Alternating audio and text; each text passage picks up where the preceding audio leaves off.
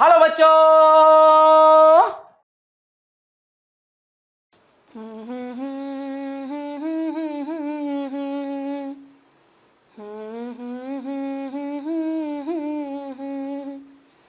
जिंदगी और कुछ भी नहीं, तेरी मेरी कहानी है।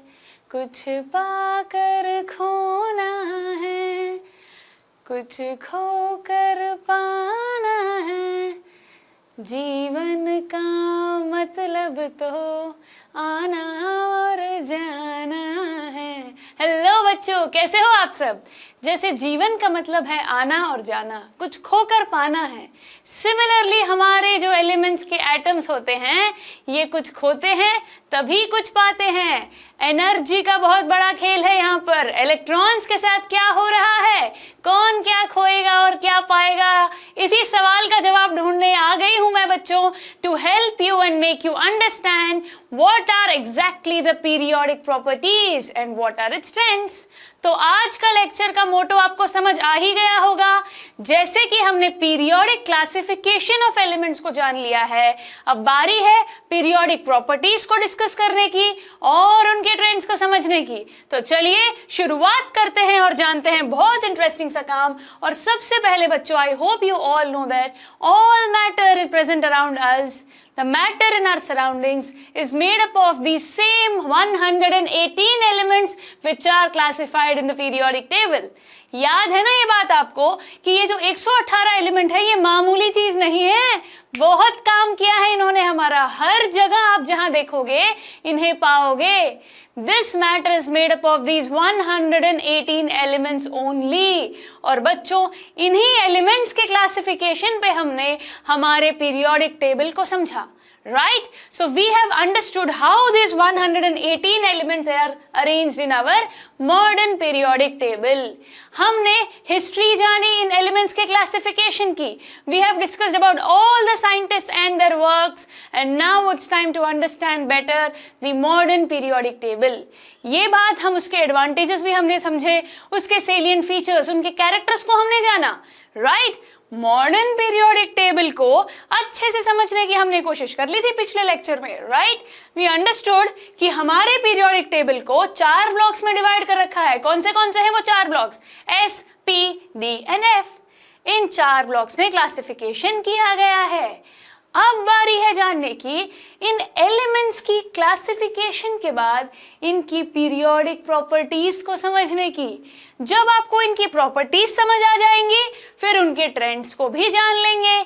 सो स्टूडेंट्स, आज के लेक्चर में पीरियोडिक प्रॉपर्टीज को समझना है, उनके ट्रेंड्स को जानना है, तो इससे पहले हमें एक काम करना होगा। आप बोलोगे ma'am why is the necessity to understand all this?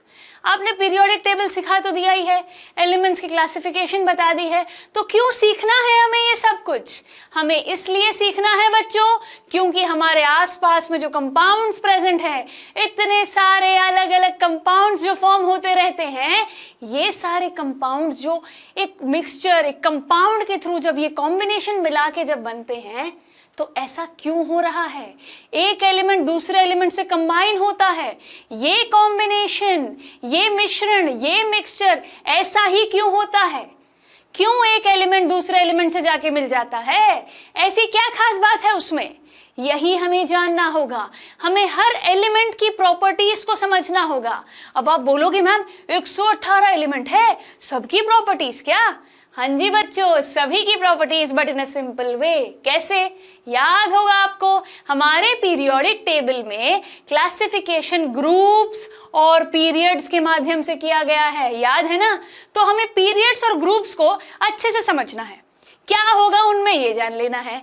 तो अगर हम पीरियड्स और ग्रुप्स की कहानी समझ गए तो ऑटोमेटिकली सारे एलिमेंट्स की कहानी समझ लोगे, हाँ या ना? So I hope now you have understood what exactly is our motto. We need to understand these elements, their periodic properties and their trends to understand chemistry better, to understand this world better. So क्या आप तैयार हैं? पहले हमें उन periodic properties को discuss करना होगा। जब प्रॉपर्टी का मतलब पता चल जाएगा तो ट्रेंड ऑटोमेटिकली सीख जाओगे बच्चों। सो कुछ इंपॉर्टेंट टर्म्स है जो हमें सीखने होंगे, उन प्रॉपर्टीज को हमें जानना होगा। तो चलिए मैं बता देती हूं, आज के लेक्चर में जिन टर्म्स को, जिन प्रॉपर्टीज को हम समझने वाले हैं वो है वैलेंसी। क्या है बच्चों? वैलेंसी। वैलेंसी क्या होती है ऑलरेडी क्लास 9th में सीख चुके हो। डोंट वरी, जिसका थोड़ा मामला डामाडोल है मैं हूं ना यहाँ पे, आपको टॉपिक भी रिवाइज करवा दूंगी और साथ के साथ मैं आपको ये समझा दूंगी कि वैलेंसी पीरियड में कैसे बदलेगी और ग्रुप में कैसे। ठीक है। देन एटॉमिक साइज, एटम का जो साइज है वो कैसे, उसके बारे में हम और डिटेल्स जानेंगे। And then comes metallic character and non metallic character. ये भी बड़ी इंटरेस्टिंग चीज है बच्चों। हमारे जो एलिमेंट्स हैं जो अरेंज्ड हैं, कुछ मेटालिक कैरेक्टर शो करेंगे, कुछ नॉन मेटालिक कैरेक्टर शो करेंगे, उनके बारे में डिटेल में जाना जाए। And then comes chemical reactivity. ये जो एलिमेंट्स दूसरे एलिमेंट से रिएक्ट करेंगे केमिकली, कैसे, क्यों, ये रिएक्टिविटी कब इंक्रीज होगी, कब डिक्रीज होगी, ये हमें जानना होगा। And then comes nature of oxides. ये एलिमेंट जब ऑक्सीजन से मिल जाएगा तो उसका नेचर क्या होगा, we will discuss about the nature of oxides. And then ionization energy. क्या? आयोनाइजेशन एनर्जी, ये बड़ी काम की चीज है बच्चों। ये एनर्जी बहुत कुछ डिसाइड करती है हमारी केमिस्ट्री में। And then comes electronegativity and electron affinity. इन सभी टर्म्स को हमें समझना होगा, इनको जानना होगा, इनकी प्रॉपर्टीज। जब हम ये सारी प्रॉपर्टीज समझ लेंगे फिर हम ट्रेंड्स भी आसानी से जान लेंगे। पीरियोडिक टेबल में जो एलिमेंट्स हैं वो एक प्रॉपर्टी से समझे जा सकते हैं। तो चलिए फिर बिना देर किए इन सभी प्रॉपर्टीज को समझें और इनके ट्रेंड्स को भी हम जानेंगे बच्चों।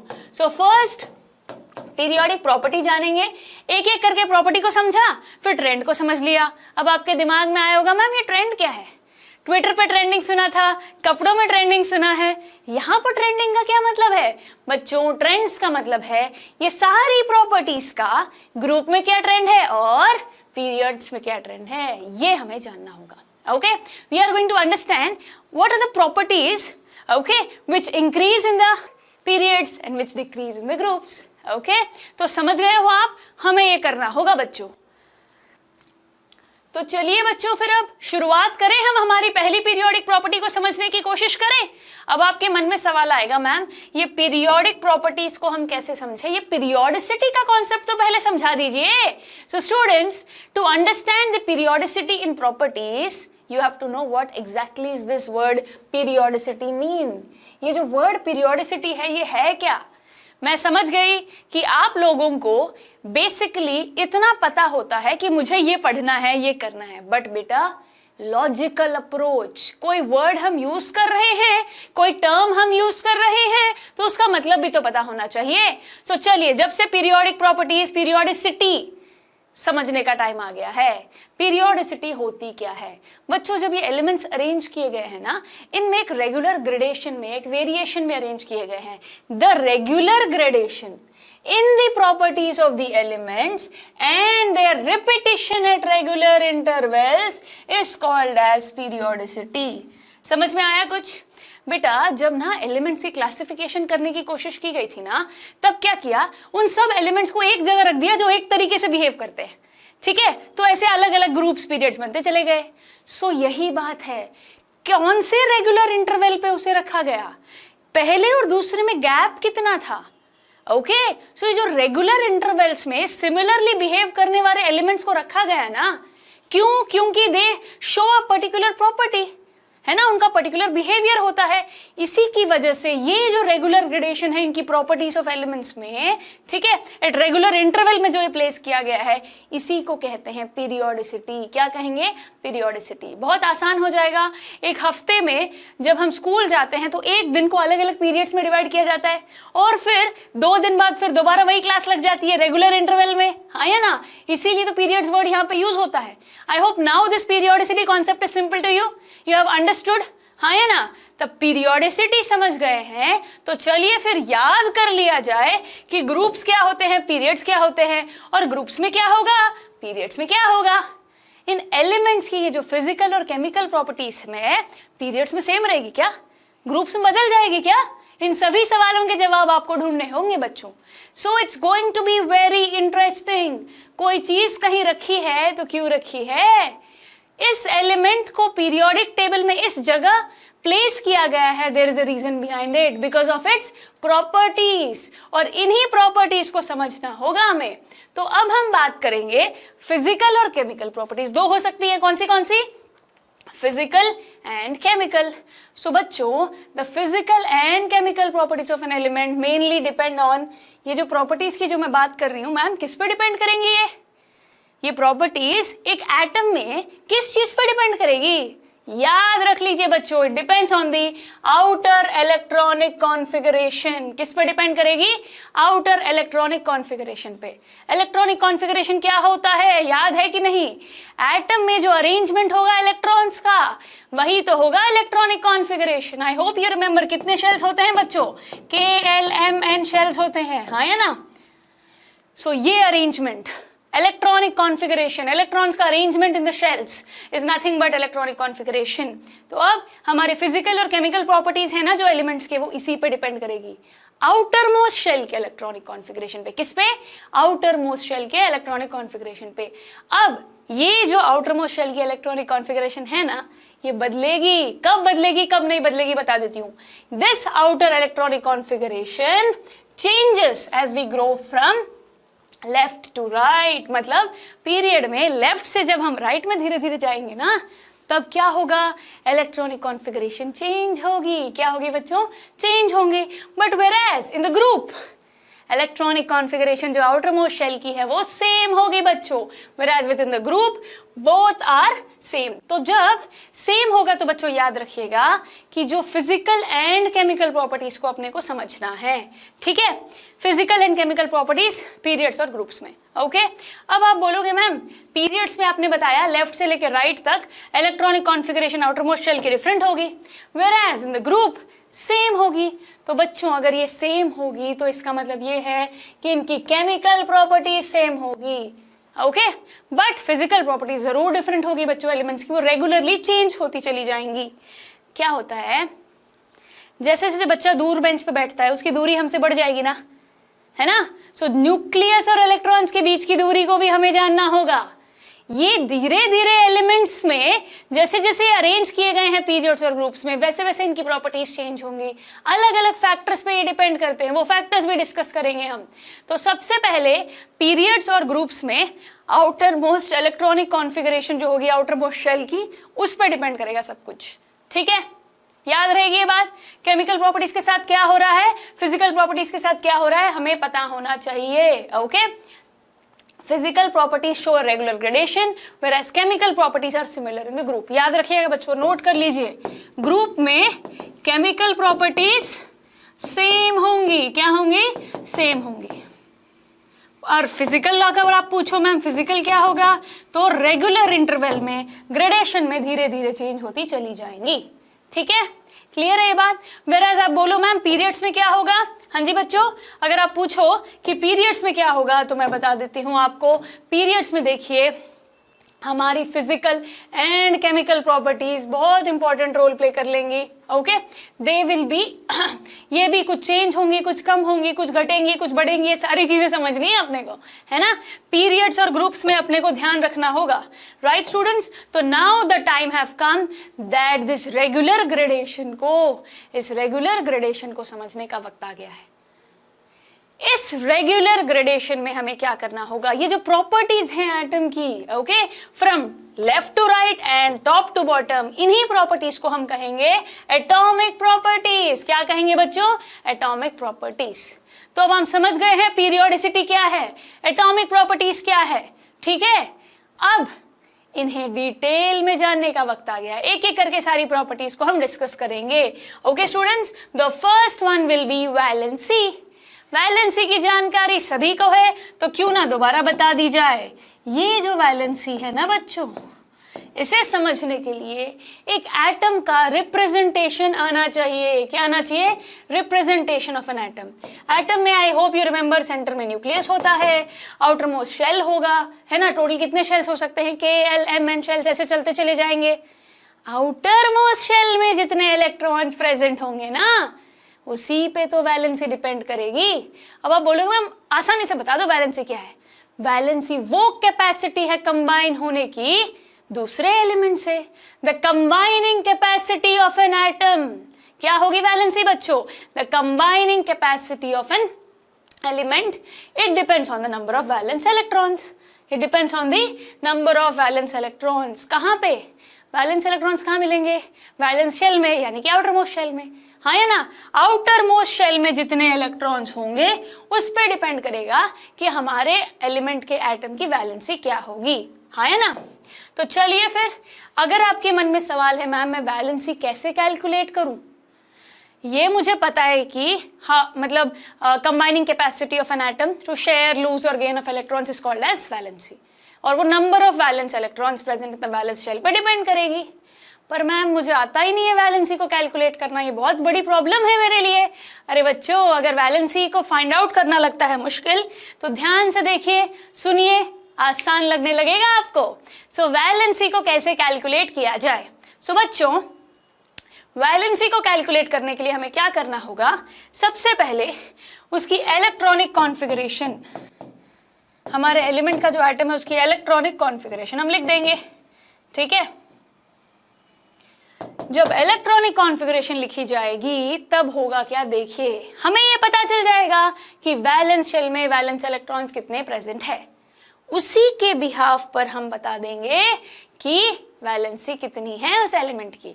आप चिंता मत कीजिए, समझना है, वैलेंसी कैलकुलेट करनी है तो कोई भी सिंपल सा एग्जाम्पल ले लीजिए।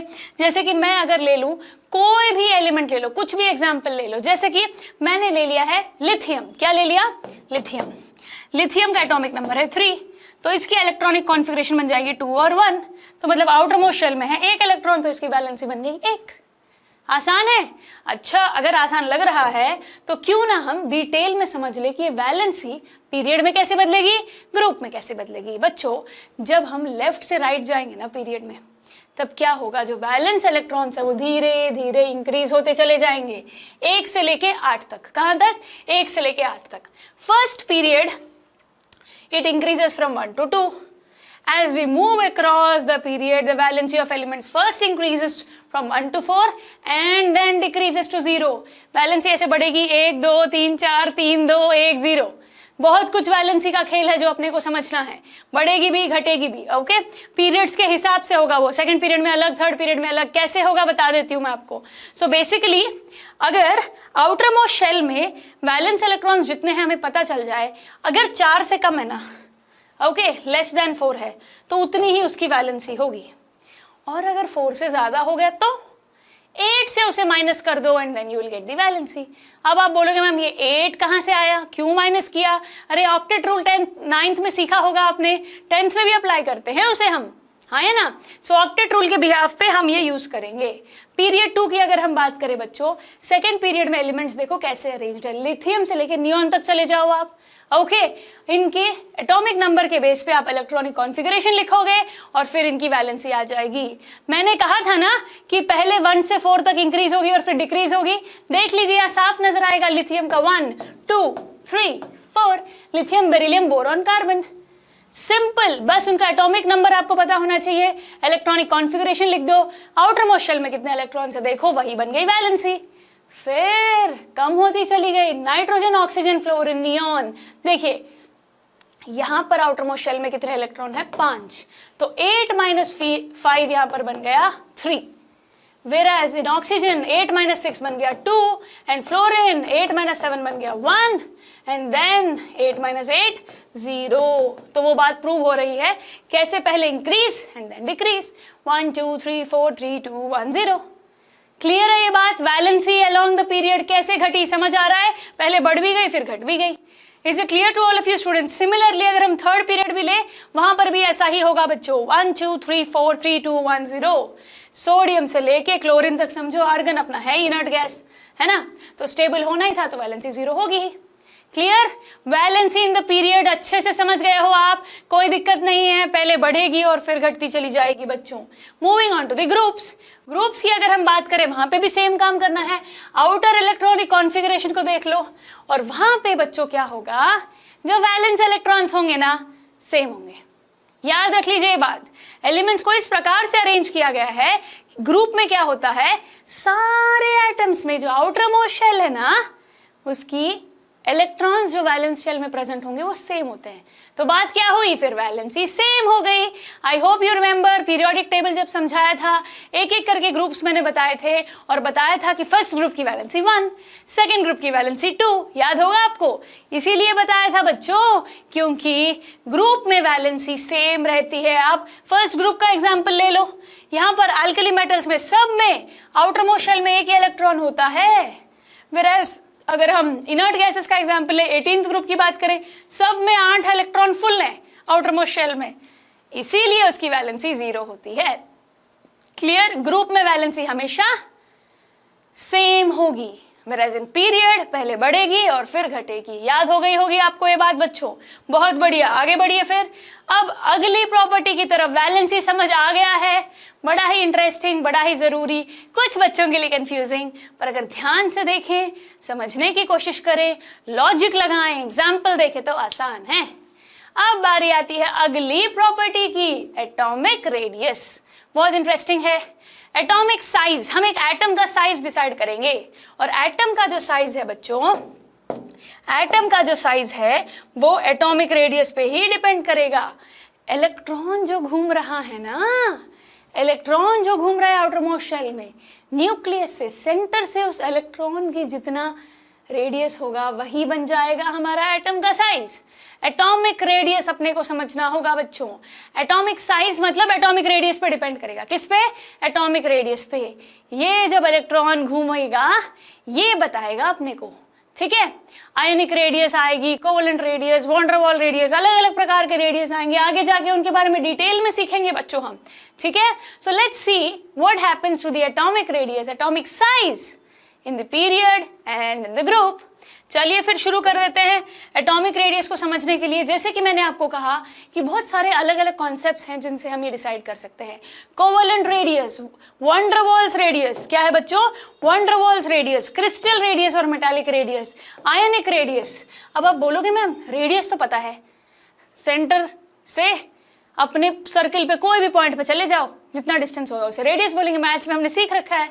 ये केमिस्ट्री में ये सब क्या है? Covalent radius, van der Waals radius, crystal radius, ionic radius. अरे बच्चों चिंता की कोई बात नहीं है, इनके बारे में डिटेल में सीखेंगे, 11वीं 12वीं में ये आएंगे ही, है ना। अभी के लिए हम वो चीजें सीख लेते हैं जो हमारे लिए बहुत जरूरी है क्लास 10th के पॉइंट ऑफ व्यू में। सो एटॉमिक साइज को समझने के लिए हम क्या करेंगे, देखिए जरा। एटॉमिक साइज को समझने के लिए पहले एटॉमिक रेडियस क्या होता है पता चल गया। क्या है देखो, सेंटर न्यूक्लियस से लेके आउटर मोस्ट शेल तक का जो डिस्टेंस होगा वही होगा हमारा एटॉमिक रेडियस। क्लियर? अब आप पूछोगे मैम जब मैं मैथ्स में प्रॉब्लम करता हूँ ना, तो सेंटर से लेके किसी भी पॉइंट सर्किल पे मैं मेजर करता हूँ कि वो कितने सेंटीमीटर का है, तो मुझे रेडियस मिल जाता है। क्वेश्चन में ऑलरेडी लिखा हुआ आता है कि रेडियस इतना है। आपके एटम में कैसे पता चलेगा? एटम में मैं बता देती हूँ कैसा पता चलेगा। In the atom it is measured in angstroms. Angstroms में इन्हें हम मेजर करेंगे, विच इज नथिंग बट, उसे पिकोमीटर में भी कर सकते हैं हम। एंगस्ट्रॉन्ग, पिकोमीटर, मीटर, इनका रिलेशन बता दूं मैं आपको। 1 angstrom is equal to 10 power minus 8 centimetre, which will be equal to 10 power minus 10 metres. 1 picometre is equal to 10 power minus 12 metres. ठीक है, ये जो एटॉमिक साइज है, जो एटॉमिक रेडियस है, ठीक है, it's nothing but nucleus to the outer most shell, जो भी इलेक्ट्रॉन जो प्रेजेंट होंगे वो जो डिस्टेंस होगा उसी को हम कहेंगे एटॉमिक रेडियस, और वही होगा हमारे एटम का साइज भी। ठीक है, आसानी से हमें पता चल जाए। It is measured in angstroms. Clear है बात? ज्यादा मुश्किल कुछ है नहीं। चलिए फिर आगे बढ़िए। Quickly let's understand what happens along the period and what happens along the group. जैसे ही कोई टॉपिक का कॉन्सेप्ट समझ आ जाए, उसका एप्लीकेशन पता होना चाहिए। एटॉमिक साइज पता चल गया है, एटॉमिक रेडियस से पता चलेगा। एटॉमिक रेडियस क्या होता है पता चल गया, किस में मेजर करता है ये पता चल गया। तो अब देख लेते हैं पीरियड में क्या होगा, ग्रुप में क्या होगा। चलिए फिर जल्दी से देख लेते हैं। जब हम लेफ्ट से राइट जाएंगे along the period, atomic radii decreases. Atomic जो रेडियस है ना, लेफ्ट से राइट ऐसे ऐसे जाएंगे, वो घटता चला जाएगा, डिक्रीज होता चला जाएगा। क्यों भाई? Because of effective nuclear charge. क्योंकि ये जो हमारा न्यूक्लियर चार्ज है ना बच्चों, ये बढ़ जाता है। अब आप बोलोगे मैम कैसे, जरा समझाइए, ये न्यूक्लियर चार्ज क्या है? इफेक्टिव न्यूक्लियर चार्ज क्या है ये भी बता देती हूं मैं आपको। अगर इस बात को अच्छे से समझना है, लिथियम से लेके फ्लोरीन तक जाइए आप, ठीक है। तो यहां पर क्या होगा, जो एटॉमिक साइज होगा, धीरे धीरे धीरे धीरे the atomic size decreases regularly from lithium to fluorine in the second period and from sodium to chlorine in the third period. दो हमने ले लिए पीरियड, दोनों में एटॉमिक साइज अगर हम देखेंगे तो धीरे धीरे डिक्रीज होता चला जाएगा। It may however be noted that in any period the noble gas has the largest size. बच्चों, पीरियोडिक टेबल में जो 18वां ग्रुप है ना नोबल गैसेस का, उसका जो एलिमेंट होगा उसका साइज सबसे बड़ा होगा, ऑक्टेट फुल होगा ना, है ना।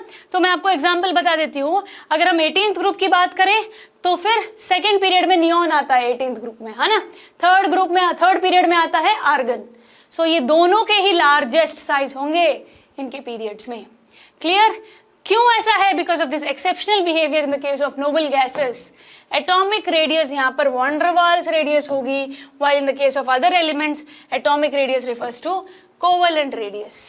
ये van der Waals radius, covalent radius वाली बात आपको समझाई जाएगी बच्चों आगे आकर। और मैं आपको ये बताना चाह रही हूँ कि सबसे आखिर में एलिमेंट्स का जो साइज है, जो हमारे इनर्ट गैसेस हैं, जो नोबल गैसेस हैं, उनका साइज बड़ा क्यों है? बिकॉज यहाँ पर हम वॉन डर वाल्स रेडियस को कंसिडर करेंगे, ना कि कोवेलेंट रेडियस को, याद रखिएगा। अब बच्चों, variation of atomic size along a period, देखिए रेडियस धीरे धीरे क्या हो रहा है, डिक्रीज होते जा रहा है, यहाँ बढ़ रहा है। देखो कैसे, यहाँ कैसा था और धीरे धीरे देखिए कैसे कम होता चला जा रहा है। एटॉमिक साइज पीरियड में देख रहे हैं कम हो रही है ना। बट वेराज यहाँ पर डी ब्लॉक को एक्सेप्शन है, इसके बारे में अलग से हम सीखेंगे। Students, understand things carefully. Size साफ नजर आ रहा है आपको पीरियड में कैसे घटता चला जा रहा है, हाँ है ना बच्चों। अब अगर हम ग्रुप की बात करें, ग्रुप तो बहुत आसान है बच्चों। ग्रुप में क्या होगा, साइज इंक्रीज ही होगा। जैसे जैसे इलेक्ट्रॉन्स बढ़ते चले जाएंगे, एटॉमिक नंबर बढ़ता चला जाएगा, तो साइज तो बढ़ना है ही। So variation of atomic size down the group क्या होगा, इट इंक्रीजेस। हमारा जो एटम का रेडियस होगा वो बढ़ता चला जाएगा, इंक्रीज होता चला जाएगा, याद रखिएगा ये, ठीक है। पीरियड में घटेगा और हमारे ग्रुप में बढ़ जाएगा। आगे बढ़ते हैं। आपके मन में सवाल आ सकता है, मैम आपने बड़ी आसानी से बता दिया कि जो एटम्स का जो रेडियस है ग्रुप में क्या होगा और पीरियड में क्या होगा, बट ऐसा क्यों हो रहा है मैम? कौन से फैक्टर्स हैं जो इफेक्ट करते हैं? चलिए बता देते हैं। Factors affecting atomic radii. कौन से फैक्टर्स हैं जो एटॉमिक रेडियस को, रेडियाई को अफेक्ट करेंगे? सबसे पहले, जैसे कि नाम सुना था आपने, इफेक्टिव न्यूक्लियर चार्ज। मैंने कहा था ना आपसे ये क्या होगा, मैं जरूर बताऊंगी आपको। इफेक्टिव न्यूक्लियर चार्ज को समझा जाए। चूंकि बेटा न्यूक्लियस और जो आउटर मोस्ट शेल है उसके बीच में चार्ज होगा, उस इफेक्टिव न्यूक्लियर चार्ज का क्या होगा, as the effective nuclear charge increases the attractive force between the nucleus and the valence electrons increases. Simple सी बात है बच्चों, दो चीजें हैं, अट्रैक्शन उसमें काफी है ना, चार्ज बढ़ रहा है जिस वजह से वो हुआ है। देखो size of the atom decreases, वो ना चार्ज इतना है इफेक्टिव न्यूक्लियर चार्ज कि वो आउटर मोस्ट शेल में जो इलेक्ट्रॉन उसको खींचने की कोशिश करता है, वो नजदीक आने लगेगा तो साइज तो कम होगा ही, होगा कि नहीं? यही बात यहाँ समझाई जा रही है। That's why the size of the atom decreases, क्योंकि हम लेफ्ट से राइट जब जाते हैं यहाँ पर along a period atomic radii decreases। अब आप पूछोगे मैम ये जो एटॉमिक रेडियस से कम क्यों हो रहा है? इसीलिए हो रहा है due to effective nuclear charge. Effective nuclear charge, nucleus से जो आउटर मोस्ट शेल में जो इलेक्ट्रॉन्स प्रेजेंट है उनके बीच में जो चार्ज है ना वो बढ़ता है, वो खींचता है अपनी तरफ उसे, आउटर मोस्ट शेल में जो इलेक्ट्रॉन है, जिस वजह से ही वो जब नजदीक आएंगे तो फिर रेडियस तो कम होगा ही, आया ना। I hope effective nuclear charge वाली बात आप समझ गए हो। फिर हम बात करेंगे size of the valence shell, जो हमारा शेल का साइज है। On going down in a group of the periodic tables, the number of electron shells in the atoms increases।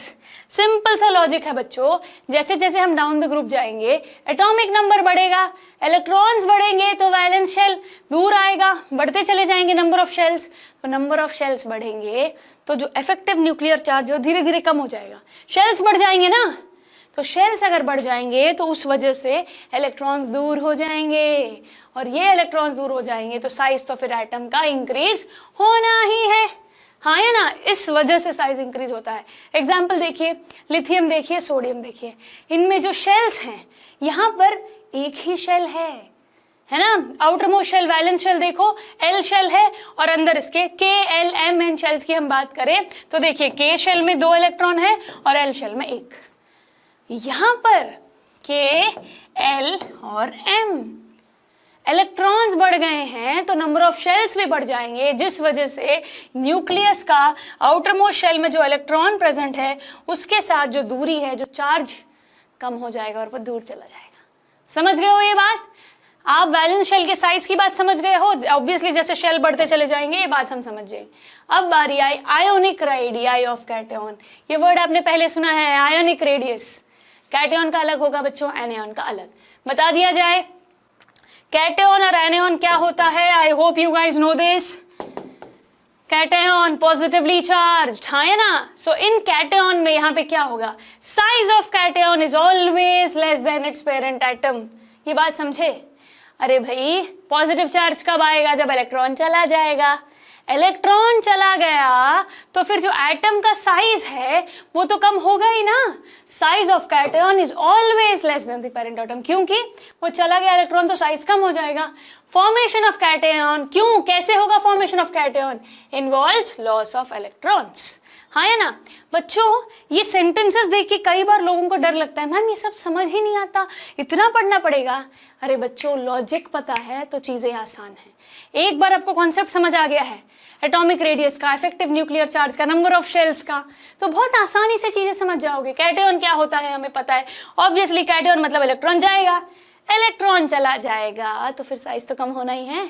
तो पेरेंट एटम से जो कैटायन का जो एटम होगा वो छोटा होगा।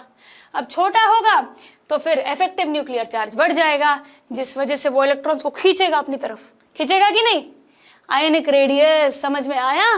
कैटायन के आयोनिक रेडियस की जो हम बात कर रहे हैं, ionic radii of, therefore the remaining electrons are more tightly pulled towards nucleus. अगर हम कैटायंस की बात करें, अगर आपसे पूछे मैम पेरेंट एटम का, ऑब्वियसली साइज बड़ा होगा, इसीलिए देखो Fe का साइज बड़ा है, उसके बाद Fe प्लस, फिर Fe+2, फिर Fe+3, सबसे कम Fe+3 का है। 3 इलेक्ट्रॉन जाने के बाद वो आया ना तो साइज तो छोटा हो गया, फिर 2, फिर 1, फिर बिल्कुल नहीं। समझ गए हो ना? कोई दिक्कत नहीं इस बात में? बहुत बढ़िया। कैटायन का समझ गए तो अब बारी आई एनायन की। ये बहुत आसान है बच्चों। आयोनिक रेडियाई ऑफ एनायन, यहां पर क्या होगा, anion is always larger than it's parent atom. अगर कैटायन का समझ आ गया तो एनायन का आराम से आ जाएगा, हाँ है ना। वहां पर कैटायन में इलेक्ट्रॉन जा रहा था पर यहां पर इलेक्ट्रॉन आ रहा है तो साइज बढ़ जाएगा। तो सिंपल सा लॉजिक आप समझ ही जाओगे फिर, हाँ है ना। Greater is the number of electrons added in the ion, larger is its size.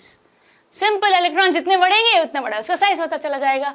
तो Cl माइनस Cl से बड़ा होगा, Cl माइनस Cl से बड़ा होगा, Br माइनस Br से बड़ा होगा।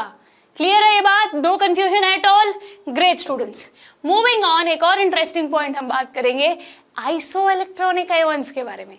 Size of iso electric ions और स्पीशीज, इसके बारे में जिक्र ऑलरेडी हमने किया था बच्चों, ठीक है। So ions of the different elements which have same number of electrons. अब तक जो हम बात कर रहे थे कैटायन एनायन में इलेक्ट्रॉन्स ऑब्वियसली कम ज्यादा होंगे, पर सेम हो तो क्या करना है, जब सेम हो जाएगा पर उनका मैग्नीट्यूड डिफरेंट होगा due to nuclear charge and they are called as isoelectronic ions. Size of the isoelectron ions decreases with increase in atomic number. जैसे जैसे atomic number बढ़ेगा वैसे वैसे उसका साइज घटता चला जाएगा। क्यों भाई? इलेक्ट्रॉन्स का नंबर सेम है ना, हाँ है ना। तो देखिए oxygen, fluorine, neon, sodium, magnesium, सबको ध्यान से देखिए आप, एटॉमिक नंबर के हिसाब से बात बनेगी यहाँ पर, ठीक है। So remember very carefully. देखिए इस एग्जाम्पल को समझ लोगे तो ये कॉन्सेप्ट क्लियर है। n-3, ठीक है, n-3 मतलब 3 इलेक्ट्रॉन क्या हुआ, एनायन है, यहाँ पर क्या है बच्चों, एनायन है। पर हम देखें अगर गौर से बच्चों, हमें एटॉमिक नंबर का खेल है जो हमें समझना है, उस हिसाब से इन size of isoelectronic species will depend. Clear to all of you बच्चों? चीजें आसान तब लगेंगी जब दिमाग ठीक से लगाया जाए। आइसो इलेक्ट्रॉनिक आयन्स क्या होते हैं, स्पीशीज क्या होते हैं, सेम नंबर ऑफ इलेक्ट्रॉन्स होंगे, तो फिर डिपेंड किस पे करेगा, एटॉमिक नंबर पे डिपेंड करेगा। So remember this thing, size of the electronic isoelectronic ions decreases with increase in atomic number. देखिए जैसे जैसे नंबर बढ़ रहा है साफ नजर आ रहा है साइज छोटा हो रहा है, हाँ है ना। एटॉमिक नंबर बढ़ा, पहले 8 था तो ऐसा था, 9 था तो और कम हो गया, 10 हो गया तो और कम हो गया, 11 हो गया तो और कम हो गया, 12 हो गया तो और कम हो गया। क्लियर है ये बात? No confusion now? Great. Moving on now students, now we are going to discuss about one of the very interesting property. Atomic size clear, valency clear है बच्चों, हाँ है ना। एटॉमिक साइज को क्या क्या इफेक्ट करता है हमने देख लिया, डिटेल में जान लिया। अब बारी है मेटालिक कैरेक्टर को समझने की, नॉन मेटालिक कैरेक्टर को समझने के लिए। ये काफी कंफ्यूजिंग हो सकते हैं, इसीलिए साथ में पढ़ा देते हैं, एक समझ आ जाएगा दूसरा अपने आप आ जाएगा। क्लियर है ये बात? मेटालिक कैरेक्टर समझ आ गया तो नॉन मेटालिक कैरेक्टर बहुत आसानी से अपने आप ही समझ आ जाएगा। सबसे पहले इलेक्ट्रॉन्स लूज होंगे, हाँ है ना। जब इलेक्ट्रॉन्स लूज होते हैं आउटर मोस्ट शेल से, इस कैरेक्टर को ही कहते हैं metallic character of an element. क्या होगा metallic character of an element? The tendency to lose electrons, the tendency to lose electrons from the outermost shell, इस कैरेक्टर को हम कहेंगे मेटालिक कैरेक्टर। क्लियर है ये बात? मेटालिक कैरेक्टर क्या है? Tendency to lose electrons. तो अगर हम जनरली बात करें, ये जो टेंडेंसी होती है ये होती है मेटल्स में। Metals possess 1, 2 or 3 electrons in their respective valence shell and thus have strong tendency to lose electron। कोई भी इलेक्ट्रॉन खोने के लिए उसके पास इलेक्ट्रॉन होना तो चाहिए। मेटल्स में होते हैं कभी 1, कभी 2, कभी 3 वैलेंस शेल में, तो आसानी से वो इलेक्ट्रॉन्स को लूज कर सकते हैं। सो मेटल्स ये नेचर करते हैं which is nothing but metallic character, इसीलिए नाम दिया गया है इनको, the tendency to lose electrons. Metals में होती है ये खास बात, इसीलिए मेटालिक कैरेक्टर। कोई मुश्किल बात है इसमें? बहुत आसान है ये तो इसीलिए बच्चों, क्योंकि इलेक्ट्रॉन चले जाएंगे तो हमारे जो मेटल्स हैं, जो एलिमेंट्स हो जाएंगे इलेक्ट्रोपॉजिटिव एलिमेंट्स हो जाएंगे। क्या हो जाएंगे? इलेक्ट्रोपॉजिटिव। इसीलिए मेटल्स को हम इलेक्ट्रोपॉजिटिव कहते हैं, क्योंकि इलेक्ट्रॉन्स चले जाएंगे बहुत आसानी से। आउटरमोस्ट शेल में कभी 1, कभी 2, कभी 3 ऐसे प्रेजेंट होते हैं। एग्जाम्पल देख लो, लिथियम की बात आई, एक इलेक्ट्रॉन है आउटरमोस्ट शेल में, दे दिया Li+1 बन गया, सिंपल। इसीलिए इसको मेटालिक कैरेक्टर कह रहे हैं। सोडियम भी एक इलेक्ट्रॉन दे देगा, Na में से इलेक्ट्रॉन चला गया तो Na+1 बन जाएगा और यहाँ पे मेटालिक कैरेक्टर शो करेगा। Clear students? Metallic character clear है, कोई दिक्कत नहीं है इसमें। The tendency to lose electrons, metals ये करते हैं, वो इलेक्ट्रोपॉजिटिव होते हैं नेचर में। अब बारी आई मेटालिक कैरेक्टर समझ गए हो तो नॉन मेटालिक कैरेक्टर में दिक्कत ही नहीं है। वहां पर इलेक्ट्रॉन्स लूज हो रहे थे, यहाँ पे इलेक्ट्रॉन्स गेन हो जाएंगे। The tendency to gain electrons कहाँ से? From the outermost shell of an atom. Simple बात है ये तो, हाँ है ना। अब जब ये इलेक्ट्रॉन्स का बच्चों, जब ये इलेक्ट्रॉन्स को अगर हमें गेन करना है, इसी कैरेक्टर को हम नॉन मेटालिक कैरेक्टर बोलेंगे। और यहाँ खास बात ये है कि वहाँ पर 1, 2, 3 इलेक्ट्रॉन्स प्रोसेस कर रहे थे मेटल्स में, यहाँ पर 4 से लेके 8 तक इलेक्ट्रॉन्स हो सकते हैं आउटरमोस्ट शेल में। तब क्या करें? क्योंकि 4 से लेके 8 काफी इलेक्ट्रॉन्स प्रेजेंट हैं, इसीलिए this have tendency to gain electrons. So non metals are called electronegative elements and non metallic character is also called as electronegative character. Simple है, वहां पे इलेक्ट्रॉन जा रहे हैं, यहाँ पे इलेक्ट्रॉन आ रहे हैं, इसीलिए इनके नाम भी उस हिसाब से रखे गए हैं, metallic character, non metallic character. Non metals के साथ ऐसा होता है। देखिए फ्लोरीन एग्जाम्पल ले लो, फ्लोरीन ने इलेक्ट्रॉन गेन कर लिया, F-1 बन गया। क्लोरीन ने इलेक्ट्रॉन गेन कर लिया, Cl-1 बन गया। समझ रहे हो कि नहीं students? I hope there is no confusion at all. Metals में पॉजिटिव चार्ज आ जाएगा और हमारे नॉन मेटल्स में नेगेटिव चार्ज। अब आप बोलोगे मैम ठीक है, मेटालिक कैरेक्टर क्या है समझ गए, नॉन मेटालिक कैरेक्टर क्या है समझ गए। अब बात करते हैं इनके साथ पीरियड में क्या होगा। Variation of metallic and non metallic character along a period. Period में इनके साथ होना क्या है, पीरियड में इनके साथ क्या होना, ये समझने के लिए बच्चों याद रखिए, metallic character decreases, non metallic character increases in the period. आप बोलोगे मैम अरे ये इंक्रीज डिक्रीज कैसे याद रखें? जब पीरियोडिक टेबल समझा था तो याद है लेफ्ट साइड में क्या थे, ज्यादातर मेटल्स थे, जैसे जैसे राइट साइड में गए नॉन मेटल्स हो गए, हाँ या ना। सेम चीज है यहाँ पर, क्योंकि मेटालिक कैरेक्टर अगर धीरे धीरे बढ़ के नॉन मेटल हो रहा है तो फिर इसीलिए हो रहा है ना कि मेटालिक कैरेक्टर डिक्रीज हो जाएगा, हाँ या ना। द मेन रीजन इज बच्चों इफेक्टिव न्यूक्लियर चार्ज।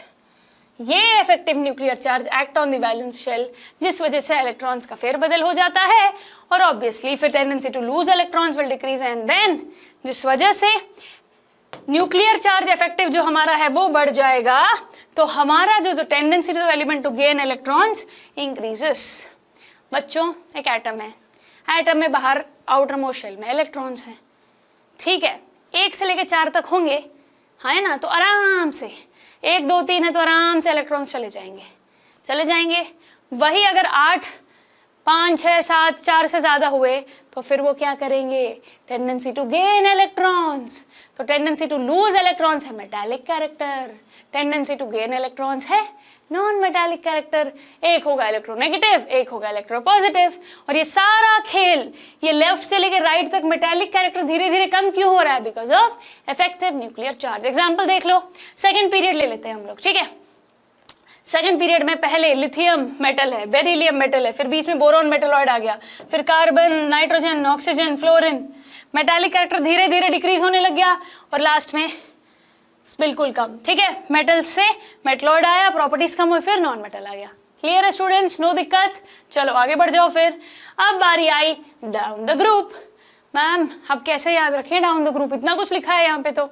अरे बच्चों पीरियड समझ आ गया ना, वैसे ही ग्रुप भी समझ आ जाएगा, चिंता मत करो। मैंने मेंशन इसीलिए किया है ताकि जब आगे जाके आप नोट्स पढ़ो आपको एक भी लाइन की वजह से कंफ्यूजन ना हो।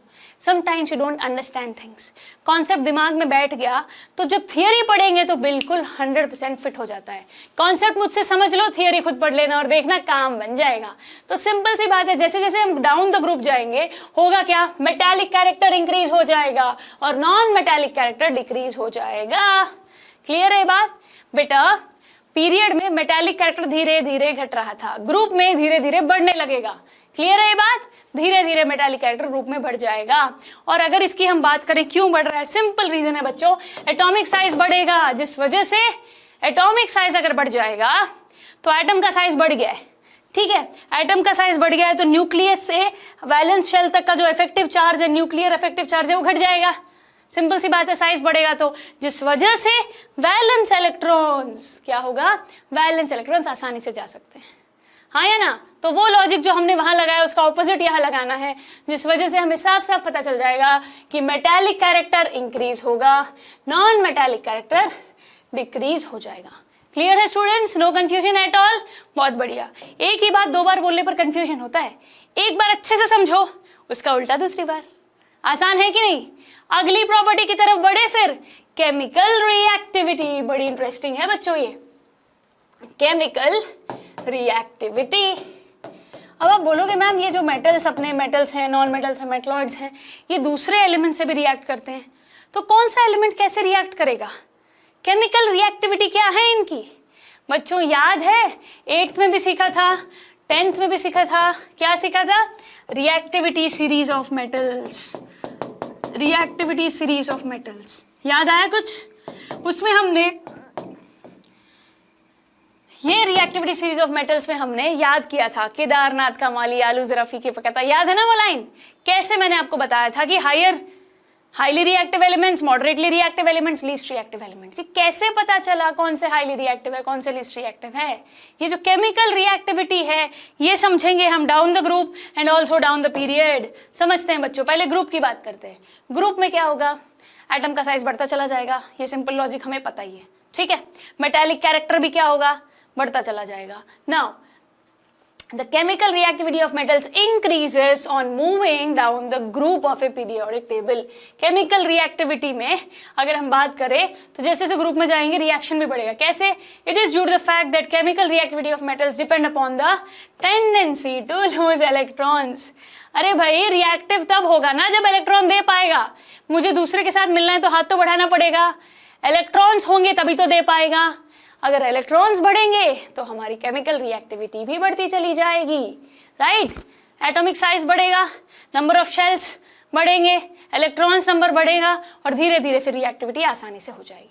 Clear students, down the group chemical reactivity of metals increases, याद रखिएगा ये, ठीक है। सो जैसे जैसे हम नीचे जाएंगे इलेक्ट्रॉन्स लूज करने की क्षमता बढ़ती चली जाएगी, जिस वजह से रिएक्टिविटी आसानी से हो जाएगी। Clear to all of you, great. Then अगर अभी पीरियड की बात करें तो ऑब्वियसली इसका ऑपोजिट होगा, है ना। आप बोलोगे मैम एक एग्जाम्पल दे दो जरा। एग्जाम्पल दे देती हूँ बच्चों। अगर हम फर्स्ट ग्रुप अल्कली मेटल्स की बात करें तो रिएक्टिविटी सीरीज में अगर हम देखें तो सबसे धीरे धीरे जैसे जैसे चलते चले जाएंगे लिथियम टू फ्रांशियम एलिमेंट्स की जो रिएक्टिविटी है वो बढ़ जाएगी। Chemical reactivity of non metals decreases on moving down the group in A periodic table. अरे भाई मेटल्स बढ़ेगा और नॉन मेटल्स घटेगा, केमिकल रिएक्टिविटी जैसे जैसे हम नीचे चलते जाएंगे, याद रखिएगा ये बात, ठीक है। नोबल गैस होगा तो पता ही है उसका कोई लेना देना ही नहीं है, सब फुल है भाई, इलेक्ट्रॉन्स तो रिएक्टिविटी करनी ही नहीं है, हाँ है ना। सो स्टूडेंट्स इस बात को सिंपल लॉजिकली समझ सकते हो आप इलेक्ट्रॉनिक कॉन्फ़िगरेशन के बेस पे ही केमिकल रिएक्टिविटी को। अगर इलेक्ट्रॉन्स बाहर जो हमारा जो साइज होगा एटम का आउटर मोस्ट शेल में जो इलेक्ट्रॉन्स होंगे जितना आसानी से वो लूज कर पाएंगे या गेन कर पाएंगे उतना आसान रिएक्टिविटी बन जाएगा। तो मेटालिक कैरेक्टर क्या होगा, इंक्रीज होगा, और नॉन मेटल्स में हमारा यहाँ पर डिक्रीज होता चला जाएगा। ग्रुप को मैंने आपको समझाया, metallic character non metallic character. अब बारी है पीरियड में जानने की। देखिए थर्ड पीरियड के एलिमेंट्स ले लिए, सोडियम से शुरू किया, क्लोरीन पे चला गया। सबसे पहले सोडियम बहुत रिएक्टिव है भाई, क्या है, बहुत रिएक्टिव। फिर धीरे धीरे रिएक्टिविटी घटती जाती है, मैग्नीशियम उससे कम, एल्यूमिनियम उससे कम, और सिलिकॉन तो सबसे कम। फिर एक बात याद रखिएगा, पीरियड में जैसे जैसे मेटालिक कैरेक्टर देखो कैसे कैसे धीरे धीरे यहाँ पर इन एलिमेंट्स में कैसे जब नॉन मेटल आ गया आखिर में क्लोरीन, तो ये वेरी रिएक्टिव बन गया। सो बच्चों थर्ड पीरियड एलिमेंट्स में ध्यान से देखिए, पहले केमिकल रिएक्टिविटी ज्यादा होती है फिर धीरे धीरे घटने लगती है, ठीक है, घट गई फिर धीरे धीरे बढ़ गई। समझ रहे हो इस बात को आप, बढ़ी घटी फिर बढ़ गई। Clear students, in period chemical reactivity first decreases and then again increases. जैसे वैलेंसी होती है, वैलेंसी के खेल में क्या होता है, 1 2 3 4 3 2 1 0। यहाँ पर पहले यहाँ पर ज्यादा है, फिर वो कम होगी और फिर बढ़ेगी। याद रखिएगा कैसी चीजें उल्टी होने लगती है, कंफ्यूज नहीं होना है, बेसिक लॉजिक लगाना है। ओके स्टूडेंट्स, आगे बढ़ जाइए। केमिकल रिएक्टिविटी हो गया है तो बड़ा इंटरेस्टिंग है नेचर ऑफ ऑक्साइड, ठीक है। ग्रुप में एलिमेंट्स हैं, पीरियड में एलिमेंट्स हैं, जब ऑक्सीजन से मिल जाएंगे तो होगा क्या, उनका नेचर कैसा होगा ये हमें जानना है बच्चों। We are now here to understand the oxides of metals and oxides of non metals. Metals and non metals chapter पढ़ चुके हो, वहां पर मेटल्स एंड नॉन मेटल्स की केमिकल प्रॉपर्टी सीख चुके हो, तो आपको बहुत अच्छे से याद है कि जो मेटल्स होंगे वो क्या फॉर्म करेंगे, basic oxides, they are basic in nature, while non-metals are acidic in nature। हाँ है ना, ये बात हम already metals and non metals में सीख चुके हैं बच्चों, राइट। बस वही लॉजिक हमें लगाना है, बहुत आसानी से आप समझ जाओगे। एक मेटल जब ऑक्सीजन से जुड़ जाएगा तो मेटालिक ऑक्साइड फॉर्म करेगा और वो बेसिक होगा नेचर में। नॉन मेटल ऑक्सीजन से जुड़ेगा, नॉन मेटालिक ऑक्साइड फॉर्म करेगा और वो एसिडिक होगा नेचर में। कितने ही एग्जांपल्स ले लो मेटालिक ऑक्साइड्स के, नॉन मेटालिक ऑक्साइड्स के। अब हम बात करेंगे पीरियड में क्या होगा और फिर ग्रुप में क्या होगा। अगर पीरियड की बात करें बच्चों, the nature of oxides varies from basic to acidic. बहुत इंटरेस्टिंग है ये तो। जैसे मेटालिक कैरेक्टर धीरे धीरे धीरे धीरे कम होकर नॉन मेटालिक कैरेक्टर बन जाता है, वैसे ही बेसिक कैरेक्टर, मेटल्स तो बेसिक ऑक्साइड फॉर्म करेंगे तो धीरे धीरे धीरे धीरे एसिडिक में कन्वर्ट हो जाएंगे। क्लियर है ये बात? I hope it's clear to all of you students. बड़ा इंटरेस्टिंग है ये। देखो अगर हम पीरियड में जाए, पहले मेटल होगा उसका ऑक्साइड बेसिक होगा, धीरे धीरे मेटालिक कैरेक्टर डिक्रीज हो रहा है, तो सिमिलरली फिर जब नॉन मेटल्स आ जाएंगे तो आखिर में पीरियड में नॉन मेटल होगा और वो एक एसिडिक कैरेक्टर शो करेगा। क्लियर स्टूडेंट्स, बहुत बढ़िया। अब अगर हम बात करें ग्रुप की, ग्रुप भी बहुत इंटरेस्टिंग साबित होगा बच्चों। डाउन द ग्रुप क्या होगा पीरियोडिक टेबल में, basic character of oxides increase. अरे पूरा खेल मेटालिक कैरेक्टर सही है इसका। डाउन द ग्रुप हमने सीखा कि मेटालिक कैरेक्टर इंक्रीज हो रहा है, तो यहाँ पर भी मेटल्स के जो ऑक्साइड्स होंगे तो इसीलिए इनका बेसिक कैरेक्टर इंक्रीज होता चलेगा। शुरू वाले लीस्ट बेसिक होते हैं और लास्ट में जैसे जैसे हम आगे बढ़ते हैं मोस्ट बेसिक हो जाते हैं। Clear to all of you students? बड़ा आसान है ये, पूरी तरीके से metallic character non metallic character से ये लिंक्ड है, हाँ है ना? कोई दिक्कत इसमें बच्चों? बहुत बढ़िया। चलिए फिर आगे बढ़ते हैं और अब हम बात करेंगे आयोनाइजेशन एनर्जी की। किसकी बात हम कर रहे हैं बच्चों?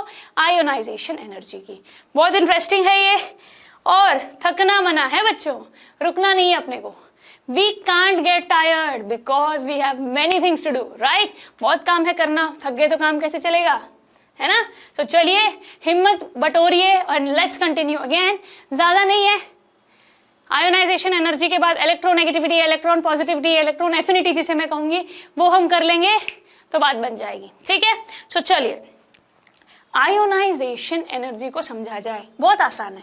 जितनी एनर्जी हमें चाहिए, the amount of energy required by an isolated neutral gaseous atom to remove its most loosely bound valence electron is called ionization energy. Confuse मत होइए, एक एटम है, ठीक है, उसमें बाहर वैलेंस शेल में इलेक्ट्रॉन्स है। जितनी एनर्जी चाहिए वो लूजली जो अट्रैक्टेड जो इलेक्ट्रॉन होगा, लूजली बाउंड इलेक्ट्रॉन को निकालने में, वही होगी आयोनाइजेशन एनर्जी। किस में से निकालना है? एक आइसोलेटेड नेचुरल गैसियस एटम में से हमें इलेक्ट्रॉन को निकालना है। क्लियर? उस एनर्जी को ही कहेंगे आयोनाइजेशन एनर्जी।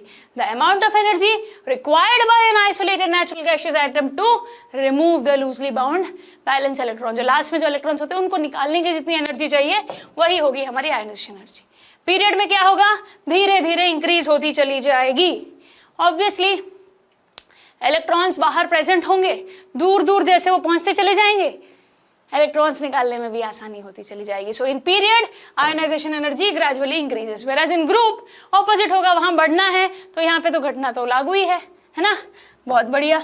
अब बारी आई इलेक्ट्रोनेगेटिविटी की। बड़ा इंटरेस्टिंग है ये इलेक्ट्रोनेगेटिविटी, बहुत आसान है। It is nothing but the tendency, the relative tendency or ability of the atom of an element present in a molecule to attract the shared electron pair towards itself. मुश्किल लग रहा है? अरे बच्चों यहाँ पे क्या हो रहा है, जो हमारे इलेक्ट्रॉन्स होते हैं ना बाहर, ठीक है, इन इलेक्ट्रॉन्स को जो अट्रैक्ट करने की जो क्षमता होती है वही है इलेक्ट्रोनेगेटिविटी। पेयर ऑफ इलेक्ट्रॉन्स को हमें अट्रैक्ट करना है टुवर्ड्स इटसेल्फ। ओके, यहाँ पर शेयरिंग हो रही है, क्या हो रही है? शेयरिंग हो रही है। तो इस शेयर्ड इलेक्ट्रॉन को अपनी तरफ अट्रैक्ट करने के लिए ही इलेक्ट्रोनेगेटिविटी चाहिए। So it is affected by both its atomic number and the distance at which its valence electrons are present from the nucleus. Nucleus से आउटर मोस्ट शेल में जो चार्ज जितना होगा, जो डिस्टेंस होगा, उस पर भी डिपेंड करेगी ये बात। ऑब्वियसली तभी तो पता चलेगा ना कि कितना अट्रैक्ट करना है, कैसे अट्रैक्ट करना है, कितनी एनर्जी लगेगी, हाँ है ना। सो बच्चों यहाँ पर हमें जितनी ज़्यादा इलेक्ट्रोनेगेटिविटी होगी उतना ही ज़्यादा अट्रैक्ट करने में अपने आप को, ठीक है। अगर बहुत ज़्यादा दूर है तो वक्त लगेगा ना उसको खींचने में, है ना। सो इलेक्ट्रोनेगेटिविटी ज़्यादा होना भी दिक्कत ही है। द मोर एन एटम और a substituent group attracts electron towards itself, okay, दिक्कत होगी। मुझसे न्यूक्लियस से मेरा इलेक्ट्रॉन दूर है तो दूसरा आसानी से ले जाएगा ना उसको, हाँ या ना। सो वही बात यहाँ हो रही है, इलेक्ट्रॉन्स को शेयरिंग करने के लिए यहाँ पर ये यूज किया जाएगा। Clear? Shared pair of electrons को अपनी तरफ अट्रैक्ट करने के लिए, ये बात याद रखिएगा, shared electron pair towards itself, इसे कहेंगे हम, इस टेंडेंसी को, इस एबिलिटी को कहेंगे इलेक्ट्रोनेगेटिविटी। Clear students? पीरियड की अगर हम बात करें तो इलेक्ट्रोनेगेटिविटी बढ़ता चला जाएगा। Along a period, nuclear charge increases and atomic size decreases, as a result of which shared electron pair can be attracted more. ठीक है, आराम से हम shared electron pair को अट्रैक्ट कर पाएंगे क्योंकि यहाँ पर एटम का साइज डिक्रीज हो रहा है, हाँ है ना। साइज कम होगा तो आसानी से अट्रैक्ट हो जाएगा ना, वही बात है बच्चों यहाँ पर। क्लियर? चलिए फिर पता चल गया कि इलेक्ट्रोनेगेटिविटी इंक्रीज होगी, whereas डाउन द ग्रुप इसे डिक्रीज होना तो बनता ही है, हाँ है ना। यहाँ पर न्यूक्लियस और वैलेंस शेल के बीच में जो डिस्टेंस है वो बढ़ रहा है ना, न्यूक्लियस और वैलेंस शेल के बीच का डिस्टेंस बढ़ता जा रहा है, हाँ है ना, जिस वजह से शेल दूर चलना जाएगा तो इलेक्ट्रोनेगेटिविटी डिक्रीज हो जाएगी। Clear students? There is no difficulty at all. बहुत बढ़िया, आगे बढ़ जाइए। अब आप पूछोगे मैम इस इलेक्ट्रोनेगेटिविटी को कौन सा फैक्टर किस पे डिपेंड करेगा? इलेक्ट्रोनेगेटिविटी को ध्यान रखना है अपने को, as the atomic radius decreases the value of electronegativity increases। inversely proportional है बच्चों, ये बात याद रखिएगा, inversely proportional है electronegativity और atomic radius। और अगर effective nuclear charge की बात करें तो directly proportional है, ठीक है। यहाँ पर इलेक्ट्रोनेगेटिविटी का रिलेशन हमारे इफेक्टिव न्यूक्लियर चार्ज से भी है और साथ के साथ हमारे एटॉमिक रेडियस से भी है। एक के साथ इन्वर्सली प्रोपोर्शनल है और एक के साथ डायरेक्टली प्रोपोर्शनल। तो हमारा जो न्यूक्लियर चार्ज के साथ है यहाँ इसके साथ डायरेक्टली प्रोपोर्शनल है। ठीक है बच्चों, इलेक्ट्रोनेगेटिविटी सीख ली है, तो अब बारी है इलेक्ट्रॉन एफिनिटी को सीखने की। The energy change that takes place when an electron is added to the outer most shell for a neutral isolated gaseous atom. वहां पे याद है लूज हो रहा था, यहाँ पर गेन करने के लिए। ठीक है, electron is added to the outer most shell. Electron lose होता है तो अलग है, ऐड होता है तो अलग है। ये एनर्जी इलेक्ट्रॉन एफिनिटी कहलाएगी जब हमें इलेक्ट्रॉन को ऐड करने में चाहिए। आयोनाइजेशन एनर्जी याद है दूर जा रहा था, इलेक्ट्रॉन एफिनिटी पास आ रहा है। इलेक्ट्रॉन जितनी एनर्जी चाहिए उसके लिए हम उसका ये नाम होगा। ठीक है, अगर हमारे पास क्लोरीन में एक इलेक्ट्रॉन ऐड करना है तो Cl माइनस बन जाएगा, उसके लिए जो डेल्टा H होगा 349 किलो जूल पर मोल होगा बच्चों। तो यहाँ पर होगा absorption of energy, endothermic reaction. हाँ जी बच्चों, बहुत बढ़िया। आगे बढ़ जाइए, पीरियड में क्या होगा इलेक्ट्रॉन एफिनिटी का? पीरियड में इंक्रीज हो जाएगी बच्चों और ग्रुप में डिक्रीज हो जाएगी। आपको अगर समझना है इनके पीछे का लॉजिक, सारी चीजों में हमें ध्यान से अब तक जो चीजें देखी हैं वो यूज करनी। क्लियर बच्चों? I hope there is no confusion at all. और बच्चों एक बात, खास बात है, याद रखिएगा, नोट कर लीजिएगा एक्सेप्शनल बिहेवियर के बारे में बात। नाइट्रोजन, फ्लोरीन, ऑक्सीजन, हम अगर सेकेंड पीरियड को कंसिडर करें तो वैसे तो लोअर इलेक्ट्रॉनिक अफिनिटी होनी चाहिए थर्ड पीरियड के एलिमेंट से, पर यहाँ पर उल्टा होता है। ये बात पीरियोडिक रूल को उल्टा साबित कर रही है, तो ये बात याद रखिएगा आप। ठीक है, यहां पर मैं ये कहने की कोशिश कर रही हूं, इलेक्ट्रॉन एफिनिटी में हमने ये बताया पीछे कि कैसे पीरियड्स में वो इंक्रीज होती है, बट यहां पर डिक्रीज होगी। ठीक है, कहां पर? सेकेंड पीरियड में। ये बात याद रखोगे आप, एक्सेप्शनल है ये बिहेवियर में, याद रखिएगा। अब इस एक फिगर में अब तक का सिखाया हुआ सब कुछ है। पीरियोडिक टेबल है, ठीक है, आयोनाइजेशन एनर्जी बढ़ेगी, इलेक्ट्रोनेगेटिविटी बढ़ेगी, एटॉमिक रेडियस घटेगा, इलेक्ट्रॉन एफिनिटी बढ़ेगी। कैसे इन एरो मार्क्स के थ्रू आपको इजी करने के लिए समझाने की यहाँ पर कोशिश की गई है। स्टूडेंट्स, इन सभी प्रॉपर्टीज के बारे में समझना है तो बेसिक लॉजिक लगाना है। सब कुछ एटम के electronic configuration, outer most shell के जो कॉन्फ़िगरेशन है उस पर डिपेंड कर रहा है। ये बात समझ लीजिएगा। आज का लेक्चर के हर चीज को समझना है तो एटम में जो न्यूक्लियस है उसके आउटर मोस्ट यहाँ पर शेल्स हैं, और जो सबसे बाहर वाला शेल होगा जितने इलेक्ट्रॉन्स उसमें प्रेजेंट होंगे, पूरा खेल उसी का है। उसी से वैलेंसी आएगी, उसी से आयोनाइजेशन एनर्जी, उसी से इलेक्ट्रॉन एफिनिटी, सब कुछ उससे रिलेटेड है बच्चों। क्लियर? इन शेल्स का ही खेल है सारा, और इन शेल्स में जो इलेक्ट्रॉन्स प्रेजेंट है उसका।